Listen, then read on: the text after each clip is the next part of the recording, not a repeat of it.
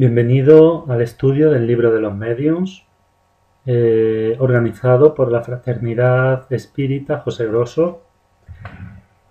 Estamos en el capítulo segundo del Libro de los Mediums. La primera cuestión, el primer elemento de reflexión es definir qué es lo sobrenatural.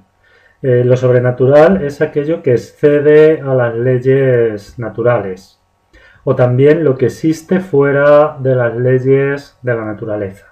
Esto es lo que se ha considerado como sobrenatural y lo que define la palabra sobrenatural.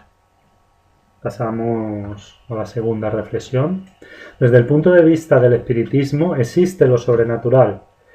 Lo sobrenatural no existe. El espiritismo afirma categóricamente que no hay nada que pueda derogar las leyes de la naturaleza. Todo lo que es considerado sobrenatural tiene una explicación completamente natural. Por eso, desde el espiritismo, todos los fenómenos mediúnicos, todos los fenómenos relacionados con la comunicabilidad de los espíritus, son completa y absolutamente naturales. Esta es la base estructural de la mediunidad desde el punto de vista de la doctrina espírita. No podemos concebir la mediunidad dentro del espiritismo ni fuera como un fenómeno ajeno a las leyes naturales.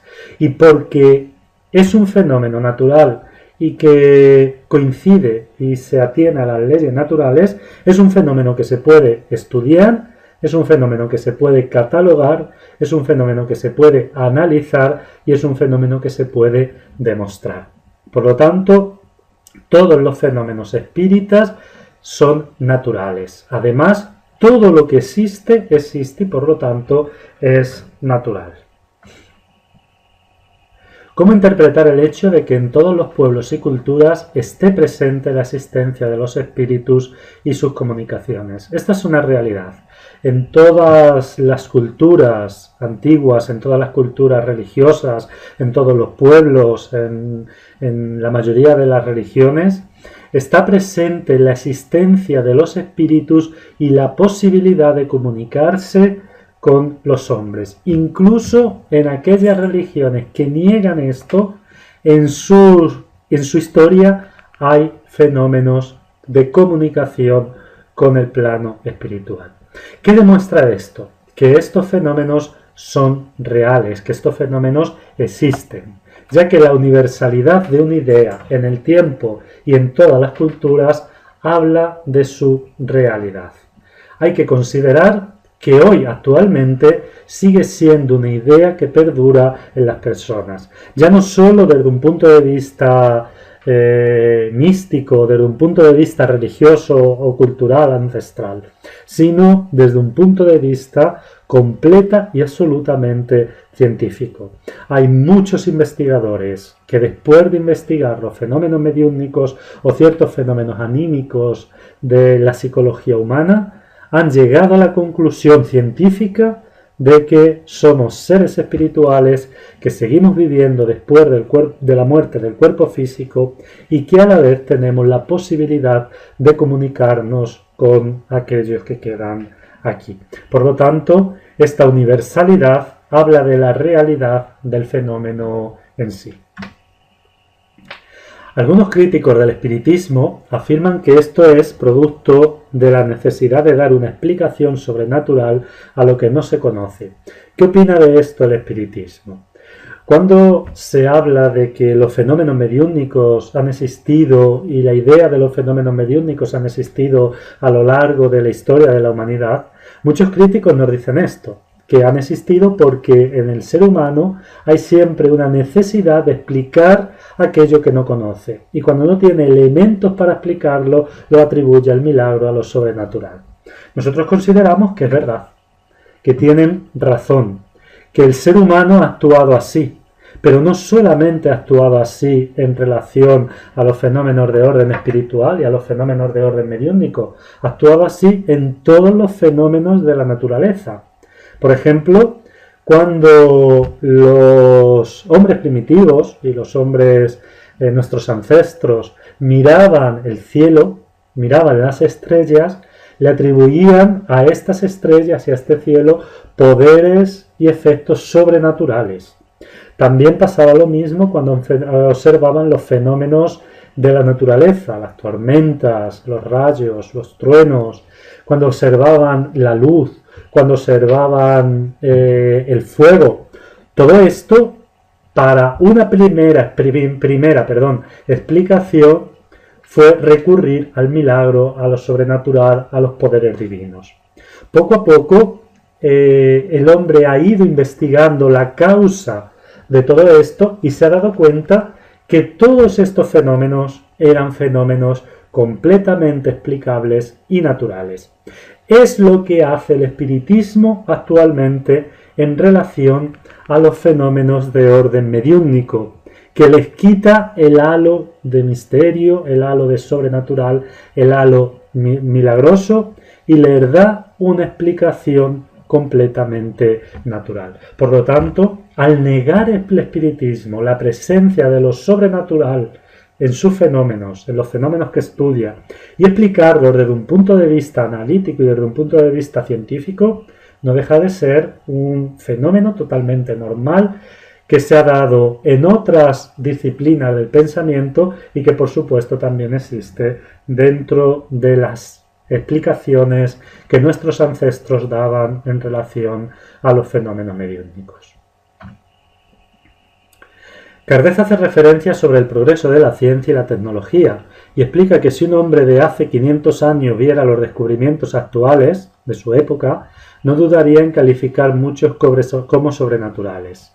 Si esto Allan Kardec lo dijo en una época donde el avance de la ciencia todavía estaba empezando, ¿qué no pasaría en la época actual? Si en la época actual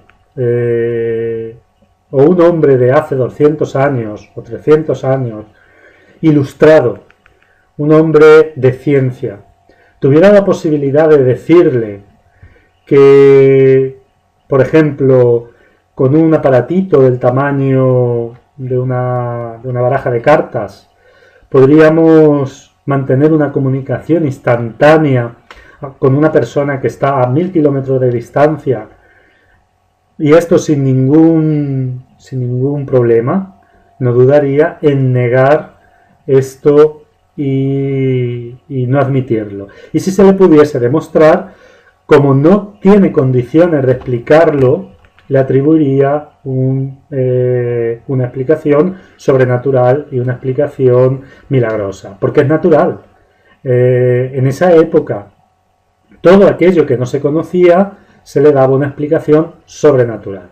Actualmente sabemos que el no poder explicar un fenómeno no implica que este fenómeno sea sobrenatural, y por eso tenemos un poquito más de reparo a la hora de emplear la palabra sobrenatural. Actualmente se pasa por negar sistemáticamente el fenómeno y ya está. En las manifestaciones espíritas, ¿qué prueba que sean los espíritus los que se manifiestan y no una fuerza magnética o mecánica? Lógicamente, los efectos inteligentes que se producen. Si los efectos estudiados por el espiritismo y los efectos mediúnicos se limitasen a un movimiento incoherente de los objetos, nadie hubiera atribuido a los espíritus este movimiento. Lo que pasa es que los objetos, los fenómenos, producían efectos inteligentes, daban respuestas inteligentes. Y en base al principio de que todo efecto inteligente tiene una causa inteligente, se llegó a la conclusión de que estos fenómenos mediúnicos debían ser producidos por seres inteligentes. Y como esos seres inteligentes no eran ni las personas que estaban en la reunión, ni personas ajenas a la reunión, se hubo de deducir que debían ser seres extracorpóreos o seres que no tenían un cuerpo físico. Y ellos mismos declararon que eran espíritus y que eran las almas de los hombres cuando habían pasado al mundo espiritual.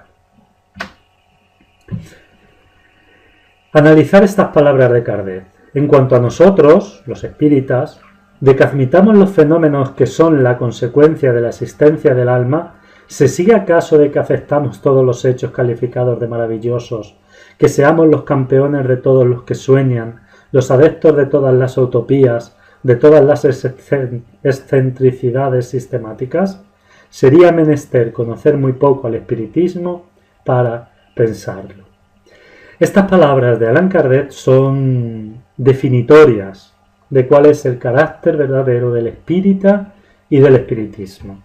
El espírita no es un aventurero que pasa a admitir todo lo que esté relacionado con la mediunidad y con el mundo espiritual. El espiritismo es una doctrina en la que prima la lógica y el razonamiento por encima de todo. Entonces no acepta ningún fenómeno si no ha pasado este fenómeno por una postura racional y reflexiva, es decir, si no ha analizado la posibilidad real de este fenómeno y ha descartado otras explicaciones antes de aceptar la que conviene y la que hace al respecto de la inmortalidad del alma. Por lo tanto, desde el espiritismo no somos unos ingenuos que nos creemos todo lo relacionado con el mundo espiritual. Es más, admitimos que hay mucho fraude, mucho engaño, muchos medios que no son verdaderamente medios. Y el verdadero espírita estará siempre atento y prevenido sobre esto.